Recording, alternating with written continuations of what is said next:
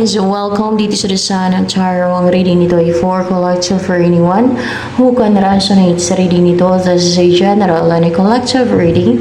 Your energy at this time.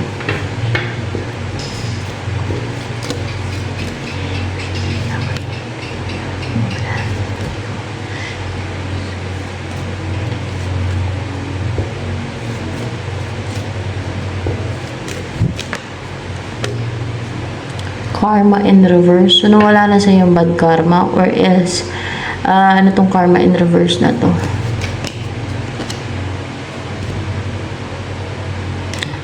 Saan galing yung karma na yan? Karma. Sa ano to guys? Parang binuhos sa'yo na positive yung nagbuhos niya sa'yo eh. Witchcraft. Witchcraft ba yan? Witchcraft, yeah, witchcraft. Hindi yan karma talaga, no? Ano yan, witchcraft yan. Kasi dark, hindi team. Natanggal na. Wala na sa'yo. No? Ginawa nilang witchcraft sa'yo. Witchcraft to. Ito energy mo. Wala. Ayan, parang calm, relax. Napakalakas ng senses mo pagka ganito, kalmado, parang cool lang, calm, no? Yung color calm. Malakas yung senses mo, pati yung third eye mo nito, malakas din. Dahil na wala na yung gawa ng witchcraft. Ayan.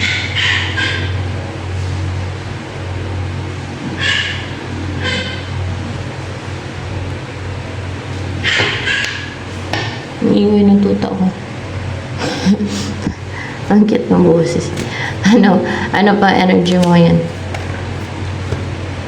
Masculine, feminine. Ay, talaga napaka-brave, powerful, both feminine, masculine, no? Balance and buo ka kasi may feminine and masculine yan. Napaka-fiery, napaka-brave mo, napaka-courageous. Makikita yun sa mga mata mo na napaka-courageous mo, napakatapang mo. Ayan. And buo yung loob mo niyan. Ano pa? Ang guidance sa'yo. Anong guidance naman sa'yo? Anong guidance sa'yo?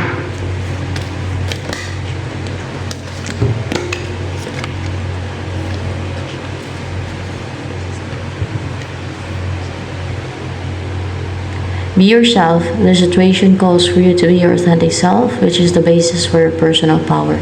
Get some exercises, your body becomes stronger. You begin to feel stronger in all ways. Yan.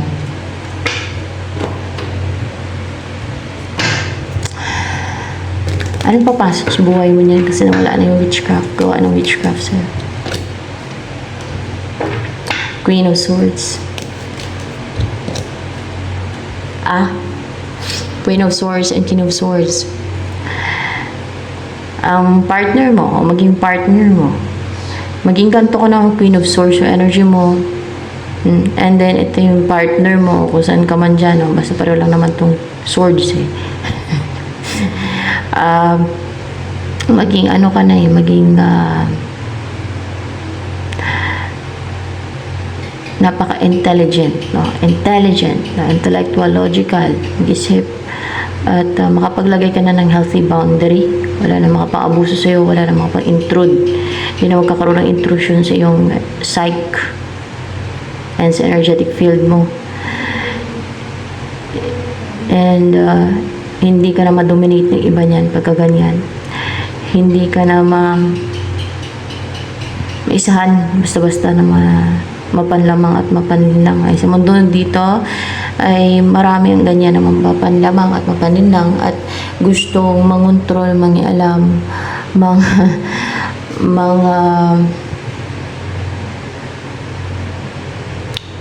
mag-intrude sa buhay ng iba. Hindi lang yan, meron pang mga ginagawa silang scheme and deceit, no? Paramdam nga lang ng inggit eh, manghalit na, gagawa ng scheme and deceit or even witchcraft. So, Ito mga gumawa sa'yo ng witchcraft na yan for sure. Nainggit yan. So, tingin ko lang. Nainggit pa yan? Gumawa sa'yo ng witchcraft? Nainggit. Nainggit. Nainggit sila. Nainggit sa pera mo? Sa pera mo daw nainggit.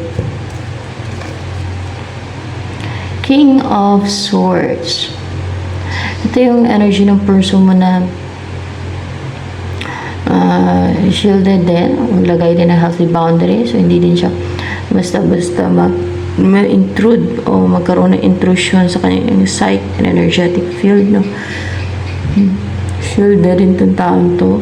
No? Intellectual, logical, and matalino. Yan. Sharp mag-isip. Pero walang direct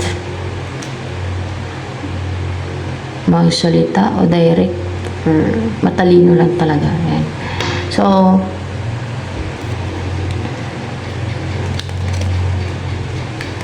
sino tong King of Swords na to? Knight of Wands. Para bang happy-go-lucky, passionate. This person is aggressive to come into your life. To come into your life. Interesado siyang pumasok sa buhay mo. Yan. And attractive to ng tao na to. Nangi-spy ba palagi yan sa'yo? Ay, oo, nangi-spy siya sa'yo palagi. Bakit kaya siya nangi-spy lagi? That's because emotional siya pagdating sa'yo. Maybe na-in-love na talaga. Na-in-love siya sa'yo? Hindi. Emotional. O parang naging sensitive yung feelings niya pagdating sa'yo. Naging sensitive yung feelings niya pagdating sa'yo. Yeah. And interesado siyang maging parte ng buhay mo. See? Interesado siyang maging parte ng buhay mo pati. Kina-clarify ko yan para sure, no?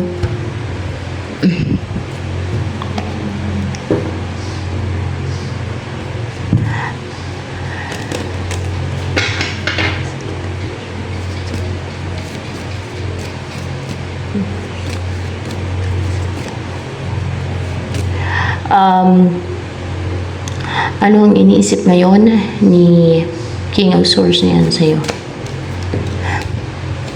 A positive and inspired show. Ano pang naging inspired and positive na nangangarap siya na makapasok siya sa buhay mo, na napabuksan mo siya ng pintuan, yung gano'n.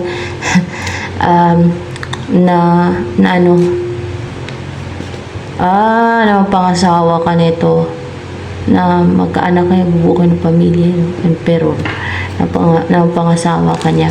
Ano naman ang feelings pa ni King of Swords na yan sa'yo ngayon? Oh my gosh. Willing siya, oh. Willing siyang maging submissive sa'yo. Magkaayos kayo para, yan, oh, bubuo na kayo ng pamilya, yan. At mapangasawa ka na niya, talagang gusto niyo. At magkaroon kayo ng malaking bahay, mansion. Mansion talaga to, ang laki, oh. And malawak yung inyong place, yung bakuran nyo, yung lugar na yan, so that you can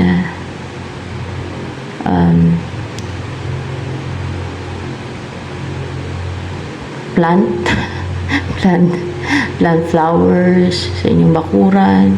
Pag malawak, ay pwede ka magtanim-tanim kasi ng mga prutas, no? At mga bulaklak. Kung may tutubo pang mushroom, lalo na sa ibang bansa, may mga tumutubo talagang mushroom, ang dami sa lugar nila. Nakakatuwa. Libre ka na sa mushroom.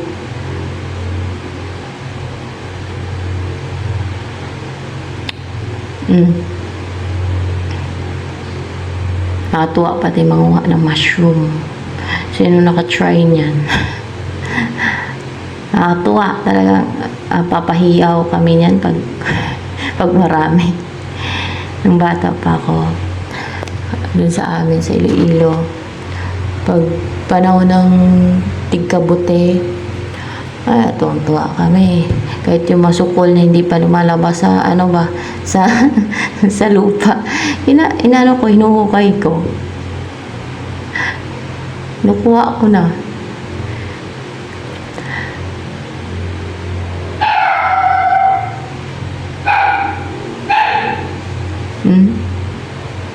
At ang magka-baby kayo, palagi kayong sweet sa isa't isa, palagi kayong nag-aakapan, akap-akap niyo yung isa't isa. Bakit gusto ka niyang mapangasawa? Ano yung nagustuhan niya sa'yo? Bakit ikaw yung gusto niyo mapangasawa ni King of Swords na yan? Kasi, na-feel niyo intimate talaga siya sa'yo, na meron kayong deep soul connection. Ikaw talaga yung, dahil ikaw yung love niya. Dahil ikaw yung love niya. Dahil ikaw yung love niya. Iba naman to dito ha, sa ano naman to kanina, sa clarification niya sa isang part kanina, itong emotional siya, no? Pero ito, yung rason kung bakit ikaw gusto niya mapangasawa, kasi ikaw yung love niya. Ikaw yung true love niya, ikaw yung totoong mahal niya, ikaw yung mahal niya. Yan. And, ano yung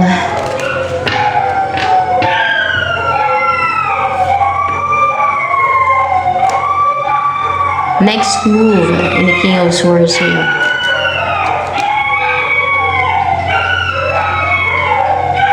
Upright ba itong Five of Pentacles?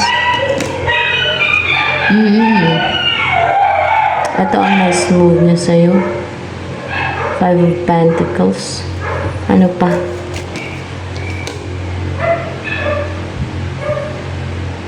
Upright ba itong Knight of ano? Upright naman yan. Yung talagang parang alam yung madaramdam siya ng na left out in the cold siya. Yun muna ang maramdaman niya. Yun muna yung talagang damdamin yung wala ka sa buhay niya. Kung gaano ka hirap, kung gaano siya nagdurusa, nahirapan, na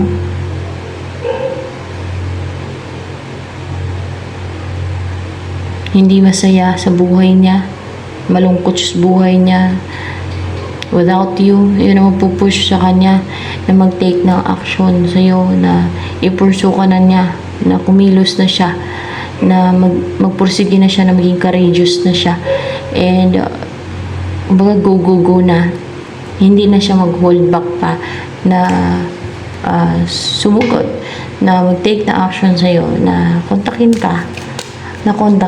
ka at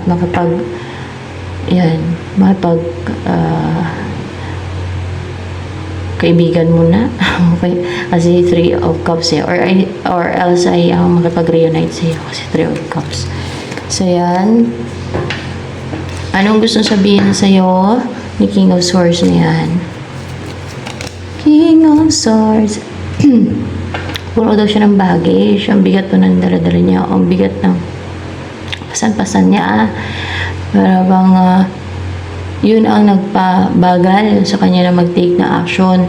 Saan galing itong mga negativity na to? Pwedeng sa resentment, sa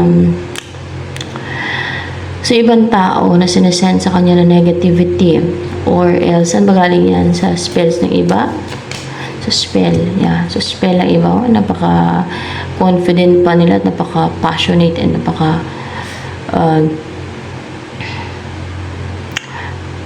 goal-driven, napaka-brave nila, napaka-pursigido, alam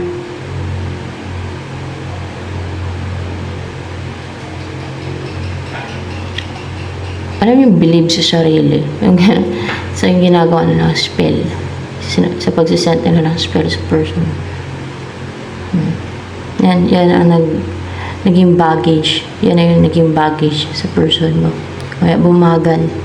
na mag-take na action sa'yo. Bakit tumagal? See? Hindi dahil sa resentment, kundi sa spells ng ibang tao na sinesend sa kanya.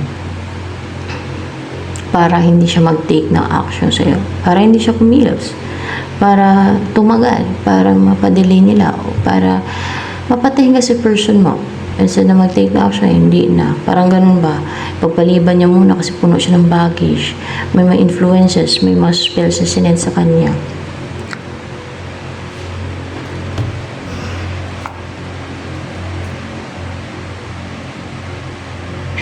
Ayun ang iba yan na i-reveal yan dito, no? Yung mga ginagawa nila sa ibang tao. Kasi mabuking sila at maging aware na yung mga biktima nila, no?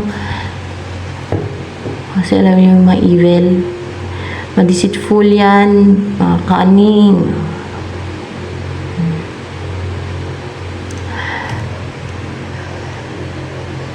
Anong gusto sabihin sa'yo ni King of Swords na yan?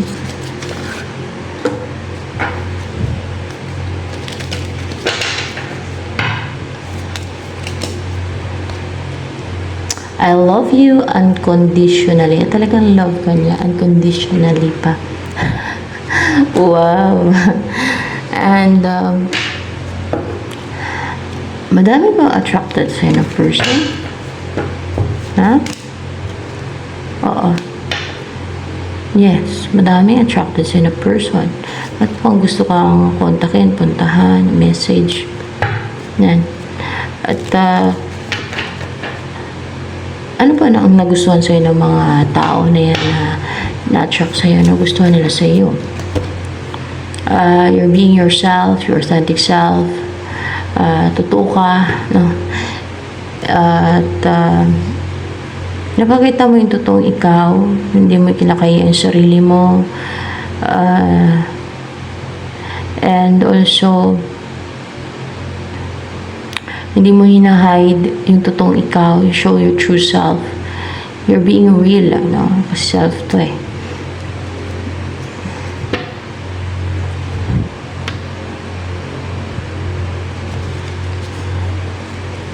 Sa panahon ngayon, madami ang piki na gamit. Tao din, meron din. Ewan ko ba, bakit kailangan magpaka-piki, no? Ba't mag-pretend? Baka may sapi. Iba. Pero, ganun talaga. Minsan may influence siguro yun sila, kaya ganun. Or influence ng drugs, kung nada-drugs. Let's see. Ano yung maging buhay mo?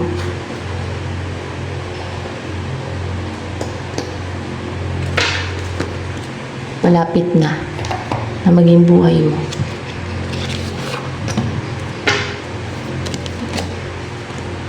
Birds, mag-alaga ka ng ibon or else you will spend time with birds.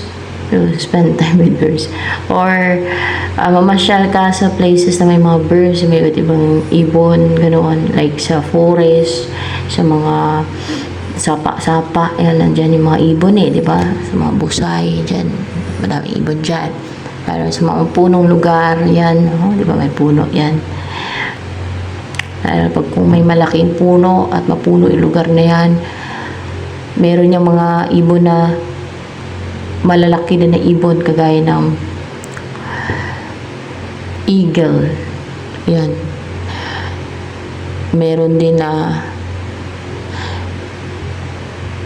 yung parang ano siya, may tawag din.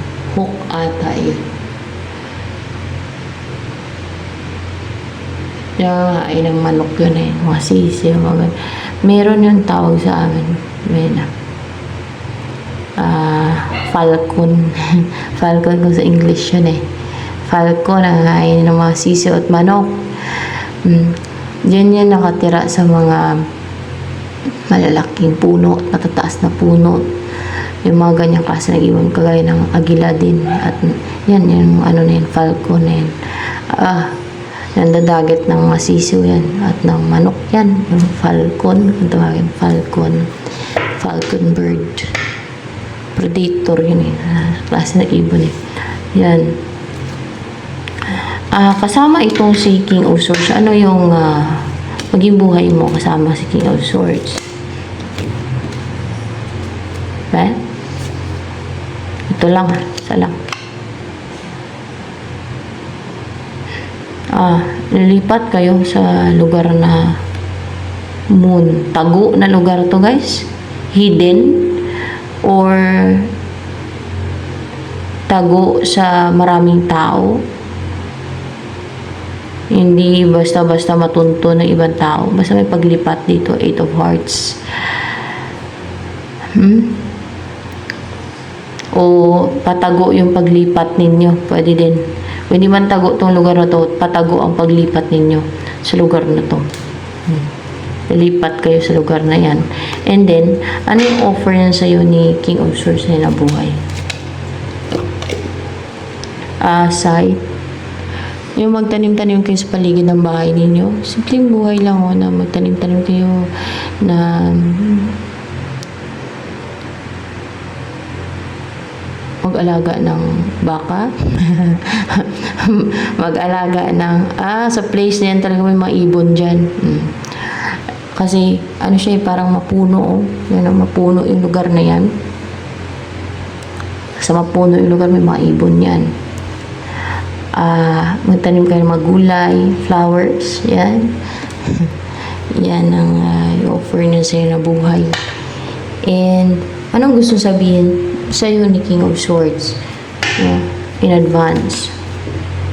Walang, bright yan. Oo, upright. Ayun o, 6 of Cups. Gusto niyo mamuhay ng tahimik na buhay, calm, relax rin, komportable, yung gantong buhay kasama ka, tahimik na buhay, at yung at home kayo, yung you will spend time together, na ma-enjoy yung time together, yan. Masaya kayong magkasama, yan. There's balance and harmony. And ano pa, ang gusto sabihin sa iyo ni King of Swords, 10 of Cups. Ito yung gusto niyong buhay kasama ka. Fulfilled, happy, masaya kayo, satisfied, contented, magkasama, magkaanak kayo, yan. Simpleng buhay lang pero masaya kayo, contented kayo sa isa't isa at magkaanak kayo. So, yan. So, ito na lamang guys for collective reading.